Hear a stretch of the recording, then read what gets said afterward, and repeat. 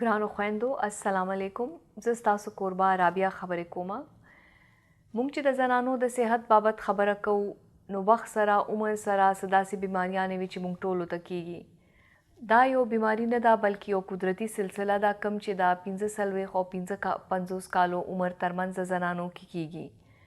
بدن کې کیمیايي اجزا وي کم ته چې ایسټروجن او پروجسترون وي. د هغې کمې یا زیاتې سره دا تکلیف جوړیږي. زنانه مریضي چې بند شي نو زنانه قسمه قسم تکلیفات محسوس کوي. هغې کې یو زیاته ګرمي کېدل، خوب نه راتلل، وزن زیاتېدل، پریشانی محسوس کول، ویښته کمیدل، نوکونه زیات زر ماتېدل او نور یو څو داسې خبرې وي. خفګان محسوس کول، پریشانی محسوس کول، څه کار کولو ته زړه نه کېدل، خوراک خوند کې فرق راتلل، خوب نه راتلل، اډوکې کمزوري کېدل، سر خوږېدل یا جوړونو او اډوکو تکلیفونه شروع کېدل، بدن کې اوبه زیات پاتې کېدل لکه پړسوب پیدا کېدل، دا ټول شامل دي. موږ چې کله زنانو سره خبرو کوو نو هغوی وایي چې د ټولو تکلیفونو کې ټولو کې زیات تکلیف موږ ته دا میلاویږي چې یاره د شپې خوب نه راځي، یا موږ له ګرمي کېږي، یا موږ له زر غوسه راځي، یا دا چې موږ ډېر زیات خوله کېږو. او څنګه چې ټایم تیریږي نو دا تکلیفونه زیاتیږي. دې نه علاوه که د زموږ زنانو په ژوند کې څه نورې پریشانیانې وي نو هغې سره هم د دې تکلیف د آثار نور زیاتیږي. خو پریشانه کېدو څه خبره نشته ګرانو خویندو. د زنانه مریضي بندېدو سره چې کوم تکلیفونه موږ ته کېږي د هغې علاج شته. پهله خبره دا ده چې بنده ډاکټر سره خبره وکړي که دا تکلیفونه ډېر زیات دي. که تکلیف ډېر زیات نی اول شروع وخت کې مونږ داسې کولی شو چې مونږ خپل ژوند کې څه داسې تبدیلیانې راولو چې مونږ ته دا تکلیف کم شي. مثلا غذایت، خپل خوراک ته خیال کوو، مرچکې، مسالې او زیات تیلو والا خوراک نه پرهیز کوو، ورزش کوو. بیشک بنده د لږ ساعت له بهر ته تازه هوا کې وځي خو واک دی کوي. دې نه علاوه ضرورت نه زیاته پریشانی په ځان باندې نه دی اغوښتل پکار.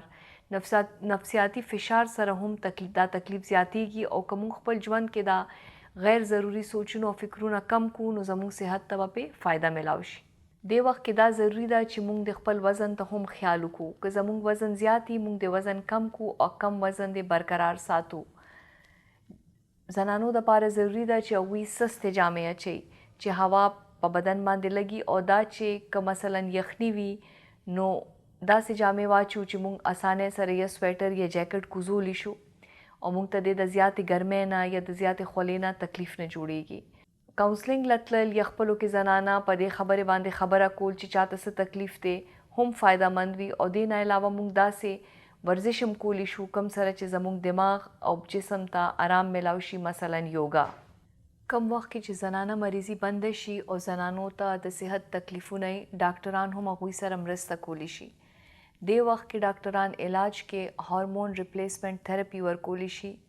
کم چې یو داسې علاج کم کې چې بدن کې کیمیايي اجزا چې کم شوي وي ایسټروجن او پروجسترون د هغې ډاکټران دوايانې خلکو له ورکي. دې وخت کې ډاکټران د ایسټروجن او د پروجسترون دوايانې زنانو له ورکي کم سره چې د دې تکلیف آثار کم شي. هغې نه علاوه مختلف کریمونه وي چې موږ زنانه استعمالولی شو. ګیباپینټین په نامه دوايي وي چې کوم سره دا آثار کمیږي. هغې نه علاوه د پریشانۍ دوايانې وي کوم ته چې انټای ډپریسنټس وایي کوم چې ډاکټران زنانو له حسب ضرورت ورکولی شي.